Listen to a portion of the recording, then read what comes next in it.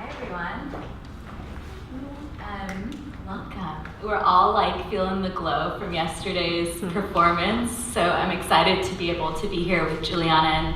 And I thought we could I'd start with a couple questions that I have for you, and then we'd open the floor. So I hope people came with questions of their own. So, you know, everybody here is probably feeling the same way about you as me, which is like your work really thinks across media and you like mobilize a lot of different practices. And I thought I could just start with like a question that opens up your process and maybe ask you a little bit to talk about what your priorities are in your practice and how you kind of mobilize those priorities when you're making work. I guess for a long time, what was prioritized was kind of a product of what felt necessary and also what was possible within the constraints that I was operating in. And so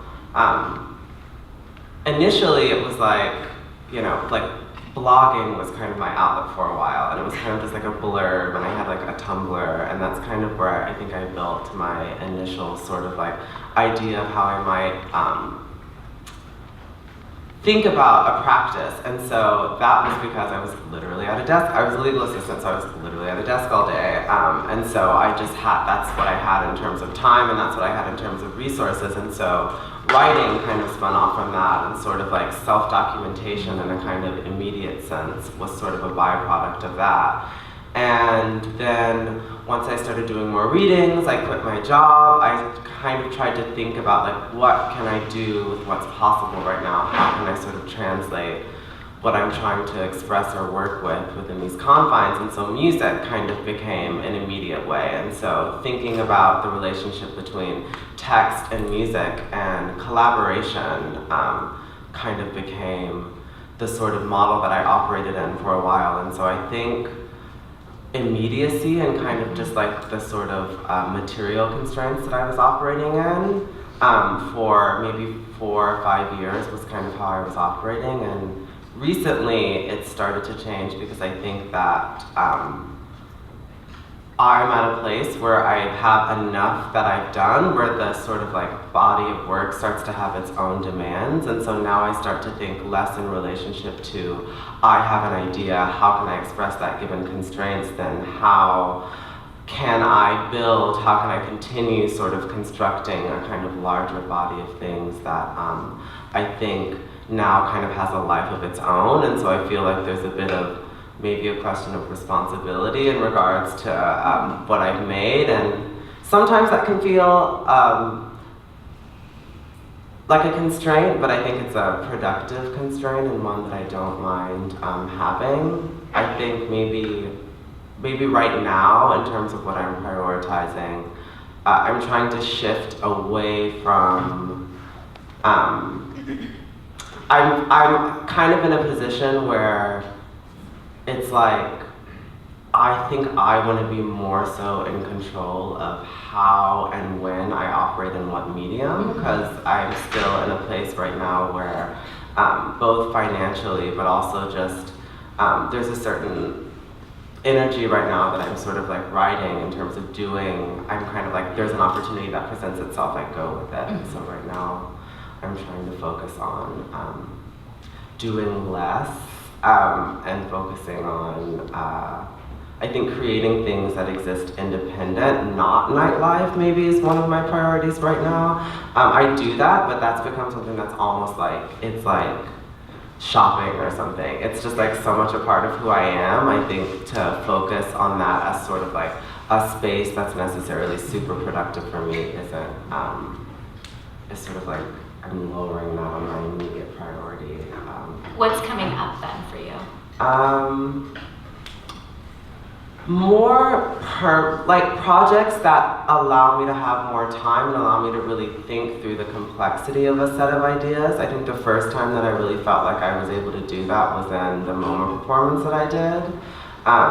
Because it was the first time that I had ever had someone approach me and say, irregardless of like resources, how do you see yourself developing your practice? And I think it allowed me a space to think through questions that other people process when they're in like art school or something like that, and I've kind of just developed, in constant flux and in constant motion. And so, like my book is coming out, and I'm really late with everything. I never do anything on time, and so I like pushed it back by a year.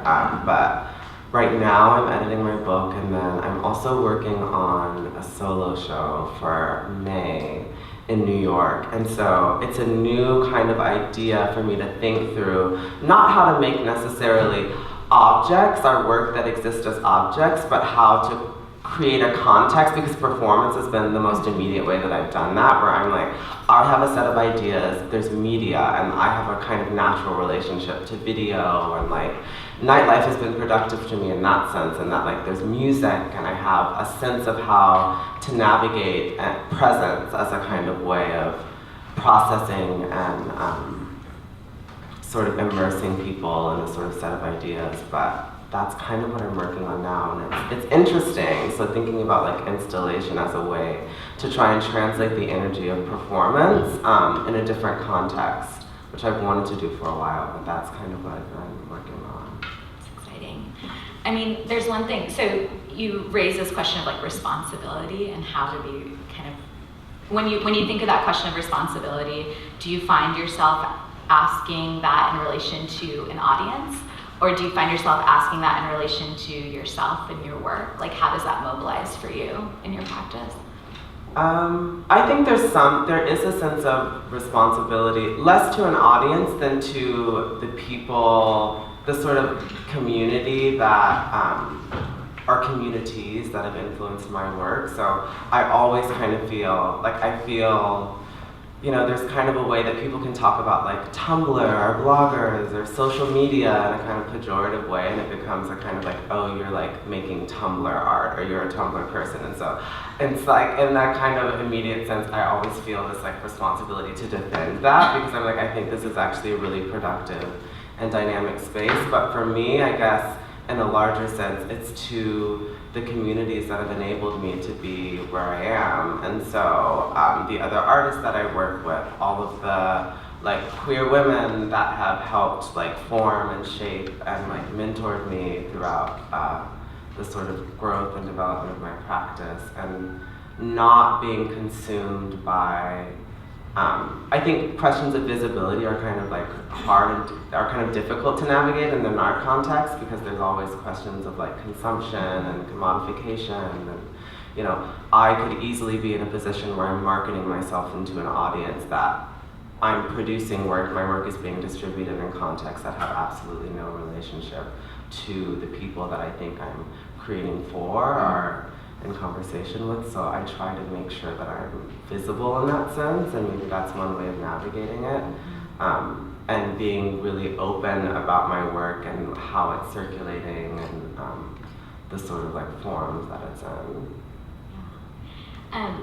Last night's performance really had me thinking about your use of text and like poetics and the poetic gesture, and how it matches on to this like really pleasurable experience for people watching, like your use of sound, for example. And so I was just wondering if you could talk a little bit about how you balance a kind of social critique in your work and a critique of like systems of power and networks of power, and how you match that on to like something that's all about like pleasure as well. Like, what are the kind of politics of that pleasure for you, or is there a kind of pleasure in that politic?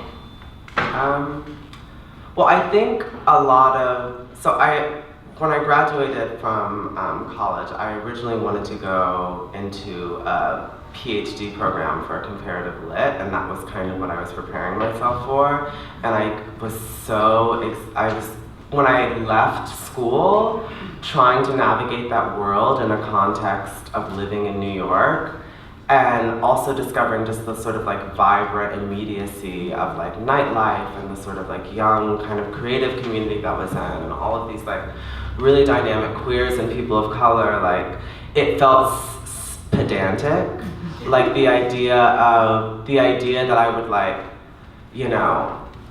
what would animate the way that I would think about how I would critique a certain structure would be to write an essay or to just lock myself in an archive. For some people that's great and that's their jam, but it felt really dry and it felt inaccessible, and so I kind of the initial process of writing was kind of combining maybe an impulse that might otherwise express itself as a sort of like research imperative or theoretical, like I have a sort of question, my immediate response would be to like read through a bunch of theory and try and formulate my own kind of assemblage or whatever. Taking that impulse and combining it with the more playful impulse to tweet something or like write a post on social media that's addressing something but maybe kind of silly. And so writing, or my style of writing kind of came as a result of trying to sort of pastiche all of those different elements together.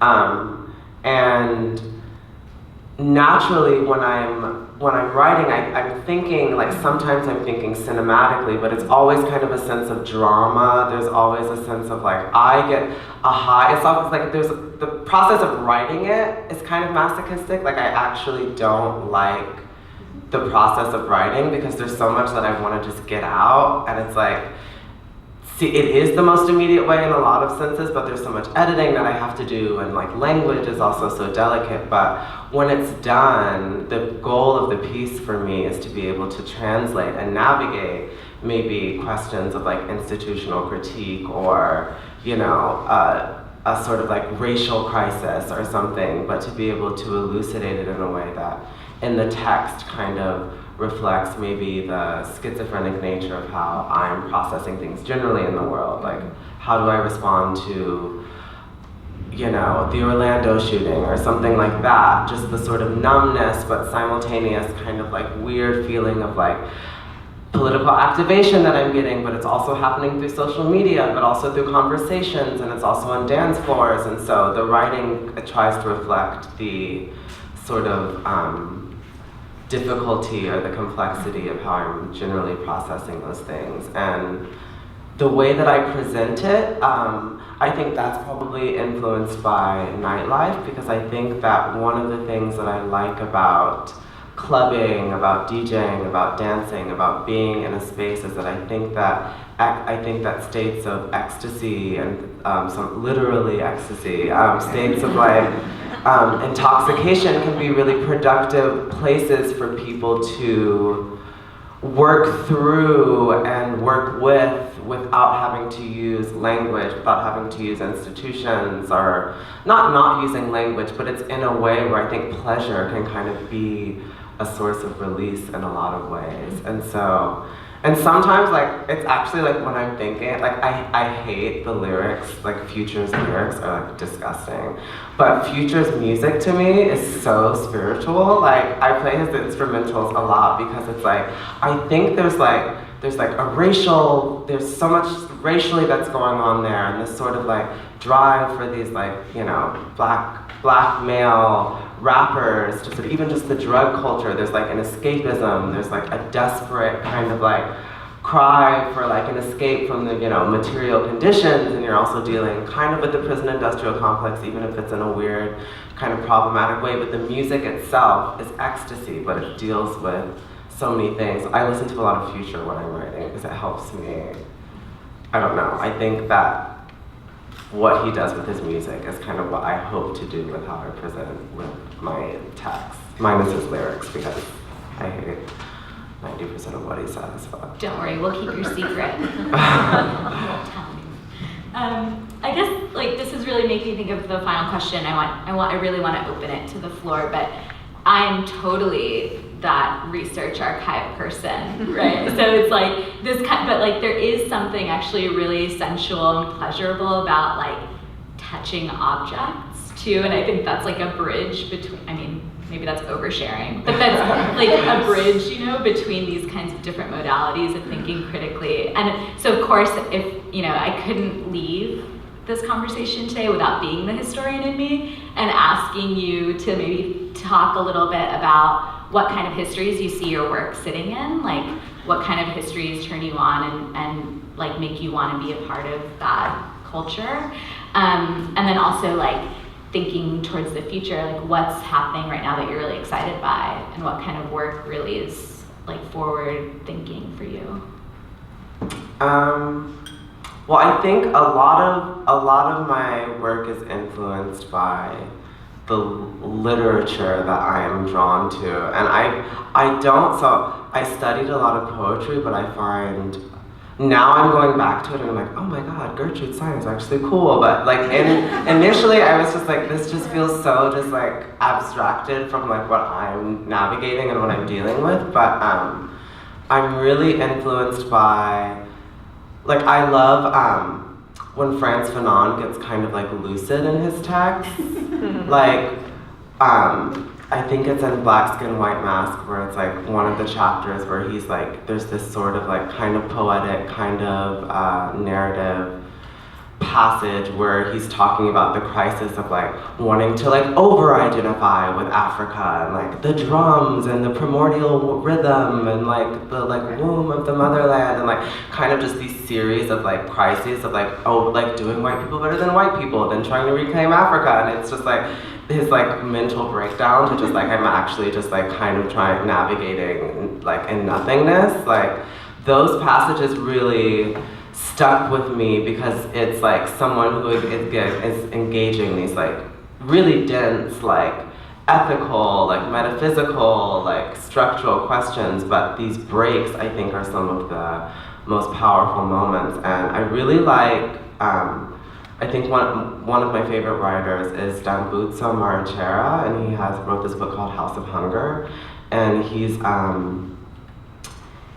a Zimbabwean writer, and his writing is so insane because it kind of takes the theoretical idea of like, a sort of like the Manichaean nature of like, colonized subjectivity or whatever, and just like all of the like intensity that you're dealing with and the sort of violence and how processing religion and spirituality, but he uses that as kind of like a style. So his writing is really psychoanalytic, but it's like poetic, and then it's narrative, and then it doesn't make any sense at all, and it's like totally abstract, but at the end it kind of leaves you with an impression, and maybe you can point to these different markers, but I really like his writing. I love Robert Ashley because I think the way that he sort of navigates the relationship between text and, because he's a composer, and so he thinks of, and he's writing this like really brilliant poetry, but it's like written for music and musically, and I always find myself going back to I like his video operas. I think are really cool. And in terms of artists, there's a lot of different artists that I relate. I like Zachary Drucker is one of my favorite artists. I like how she navigates text and performance, but also kind of a really commitment to a sort of like romantic idea of what visual art can be. Like it's just like, I like artists that are managed to sidestep the sort of like, contemporary art is inherently a failure, so we're just gonna perform squandering opportunity and like, beat ourselves. That strain of like white boy conceptualism I don't like. So anyone who's operating outside of that, I think is really cool. And Coco Fusco is probably my favorite artist. And one other piece, Alex Rivera's first video that he did, Papa Papa, is like, I think one of the most, it's like, I watch it all the time because it's like a video, but it's like video as poetry. Like it's like 3D animations and then documentary footage and then sort of like stop animation, and it's kind of like, autobiographical, but also like navigating, it's like about the relationship between his father. It's like him tracing his father, which is Papa in one sense, and also like the potato. And so it becomes about colonialism and sort of like inheritances and like, like racial identity and like and it's so insane, and he navigates like so many questions in that film, but that's one of my influences. So I guess that's, I don't know if that answers. Yeah, That's people just like people that I like. I want to open the floor and maybe take some questions from folks.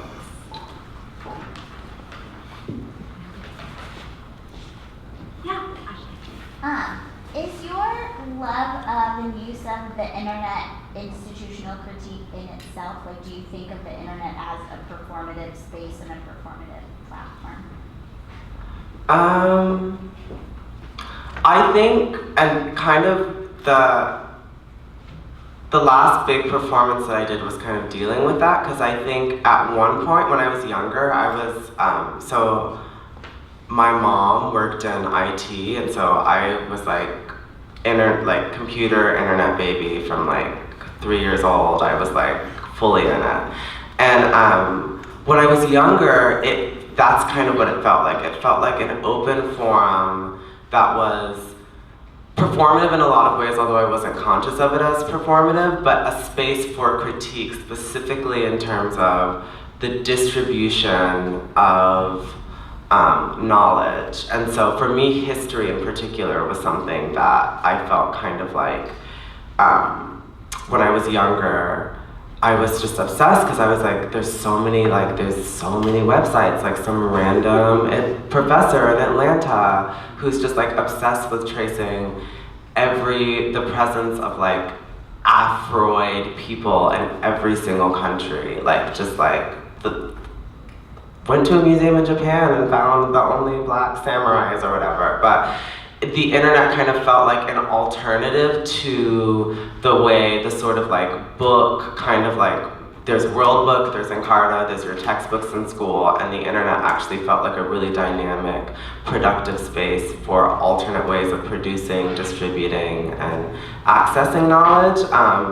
And even in terms of early on, in terms of identity play, it felt like a really kind of a free space. I don't feel that it's inherently performative or inherently critical at this point. Like,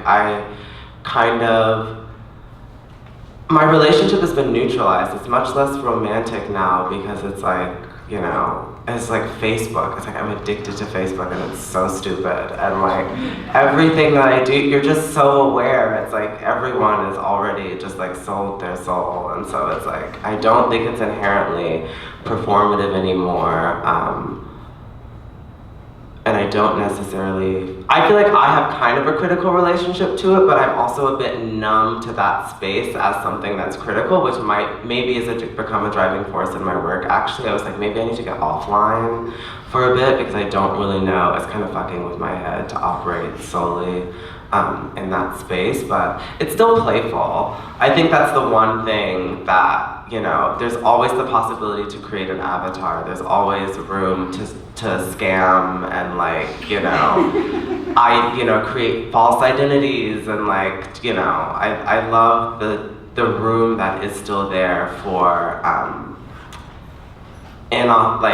something to be inauthentic, and just to create a fake profile, and like, and in that weird way, like, if Rachel Dolezal was like a YouTube profile, I would think it was really funny and kind of cool, because I'm like, this is my woman, it's just like, and she could, like, I could look, I'm sure her YouTube playlist is like, she's probably watching natural hair tutorials, and it's like, I like the idea that it's the space for like play, and it's kind of, it's also, I think, a really, a space where people are very really honest. I really appreciate YouTube comments, because I feel like, you know, you can't say racism doesn't exist if you see a YouTube comment, if you see YouTube. You can't, you know, it's just like people just really show their ass on YouTube, and so I guess I like that. I don't know if that answers your question, but.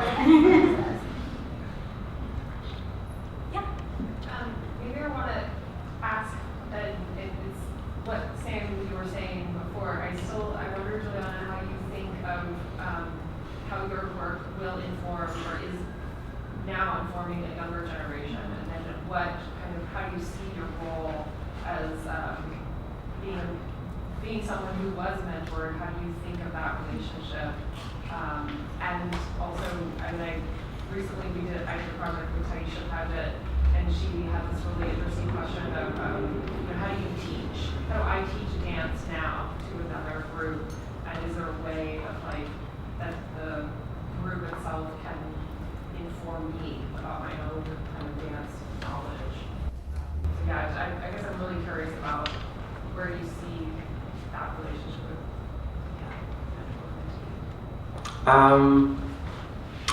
I have a sort of conflicted relationship to that because there's a lot of, because for so long I was like, I'm still a kid, and I'm not at all, but like I still think of myself in that way, and so sometimes like it's kind of difficult for me to see myself as being in the position of like, because I still feel like I'm figuring out, like we were just talking earlier, like I still don't know how to respond to emails. It's just like, I'm still kind of figuring out how to get my life together, and so it's kind of hard for me to think of, at least in an explicit way, of like taking on someone like in the way that people have done to me and are like, I'm going to like mentor you. I think maybe at some point in the future. But I think that I try to just be really transparent about my processes, and like I think like documentation and conversations and being really like, I guess the sort of question of visibility and being open to sort of talk about how I navigate my practice and my process, and is kind of the best thing that I can do at this point. Because like I think I have an instinctual just like, I'm still figuring my stuff out, like I can't really mentor anyone at this point, but yeah. Maybe in a few years when I figure out how to email.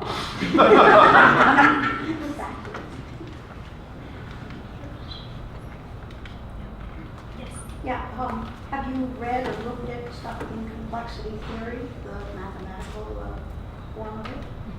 The convergence? No, I don't. I'm terrible at math. You don't have to, that's the point. If you learn the graphic and visual complexity theory. No, I haven't. Yeah, check it out. I will, thank you.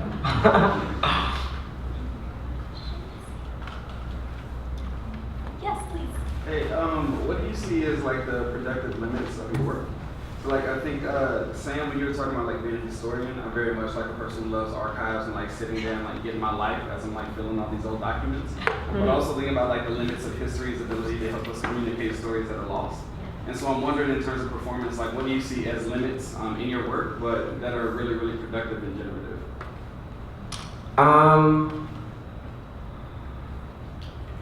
I guess one of the limits is that I think there's an inherent failure in like making art, and that it will never really, I don't think it will ever fully it will never like encompass like what I want, all of the ideas that I want to come across in a project or in a portrait or in a performance. And so I think there's a failure in the sense that there's kind of, and I think that's why I cling to the sort of Huxtable name. I think there's a bit of a sort of like black upward mobility overcompensation, work twice as hard to get half as much sort of like drive behind what I'm doing. And so there's a sort of limit in my own limit a lot of times is I think I have to break myself out of my own sort of like mental boxes and sort of like, maybe not literally, but something approximating a respectability politics. I think I thrash against that pretty hard, but that's one thing that's really I see as a limit. And also just like, it's really hard to navigate having a practice that feels immediate and engaged with like a community of like young, like a wide, including young people of color and queer people, but also to like sustain yourself financially is really difficult. And so there's always this sort of question of, is presenting what I'm doing in this specific sort of institutional context already kind of eclipsing the sort of like distribution or the reach or the engagement of it. And even if someone, even just the question of like, I did something in this space and then there's documentation of it, people have access to the documentation, but that already feels like kind of a trade-off in terms of what, in terms of accessibility. And so that's kind of a limitation. And time, I guess, I feel like. I never feel like I have enough time. Sometimes I wish that I had started doing what I'm doing earlier. But I also don't care. Any other questions? We have time for one more. Yeah, please. You just talked about limitations, and you had early on talked about the limitations of nightlife and that as a venue. I'm wondering what your thinking is moving forward, essentially against those limitations. Where are you headed? And specifically in terms of venue, but generally in terms of your work. I basically want to find a way to navigate to where, because I'm already in a position where people will use muse, like club, from the club, or like, and I love nightlife, but it's also something that's like sensationalized, and I think there's definitely a sort of like hierarchy of how people process your work and the spaces that you're in. And so I feel like it's really important for me, both in terms of my personal growth, but also just to establish that what I'm doing is legitimate in multiple ways. And so in some senses, that means in the past 2 years, I've done work that's in more of an institutional context. And I had kind of a sort of like ethical, like what's happening with this moment, but in New York at least, it feels really powerful because everything is kind of accessible. And so like all of those people can immediately come with me. And so it kind of feels like a way I become a sort of totem for a larger community of people and a larger idea. Just if I can do it, other people can also do it. And so I think it's important for me to move my work into different spaces and also to challenge me, because nightlife has become a comfort zone, which is why, in a personal sense, is also why I kind of want to sort of move beyond that. I'm also just getting older, and I'm already a functioning alcoholic, and so I was like, I should probably vary what I'm doing. But moving forward, I think the way that I navigate my relationship to institutions or galleries is generally I work with people that I already have relationships with, and I've been pretty lucky up to this point, and that everything that I've done has been people that have either intentionally formed a relationship with me and my work before we actually engaged on presenting work or presenting a performance or something. And that's kind of been the way that I've navigated it. It's like, it's about the relationships that I have with the people, and then generally I can sort of trust what's happening. I don't know what will happen after I have a solo show in a gallery, because I've sort of avoided that for a long time, because it's felt kind of, it's almost kind of like you can kind of get off. I'm like, oh, I don't do that. But I think it'll be an interesting constraint, but also an opportunity to change how I relate to my own work, and maybe also be able to support myself a bit more, which would be nice. Thank you, everyone. We have time for one more. We have time for one more, and Kiana has his hand up. Please, Kiana. Can you just speak to a little bit about the collaboration, or was the collaboration last night, or just last night, and kind of your thinking around that? That was kind of an experiment. Joe, who performed with me,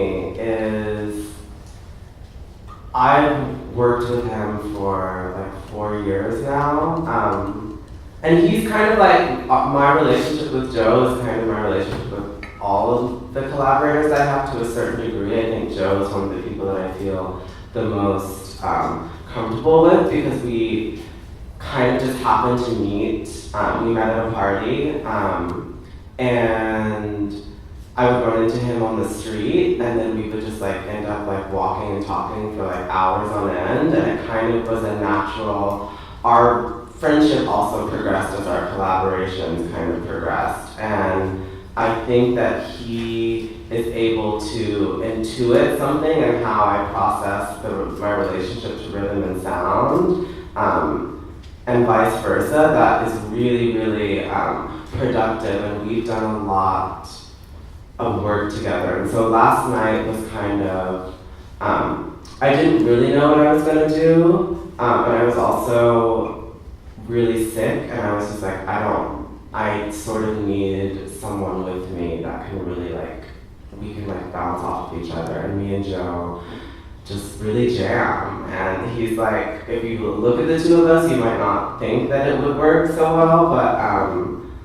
yeah, it's great. And so the first part was we rehearsed for maybe an hour or two yesterday, but most of what we do is kind of a fluid exchange. And the most formal performance that we've done was the There's Certain Facts performance, because we developed the music together and workshopped, and every single element was it was kind of it was me, Joe, my friend Sadaf, and my friend Alicia, and all of us kind of became a band in a weird way, and it was and so last night was kind of just me and Joe. I felt kind of going back to our sort of collaborative roots and how we work with each other, because he was I think it'd be really cool if we did something together, and so it's kind of going from there. Thank you, everybody. Thank you, Juliana.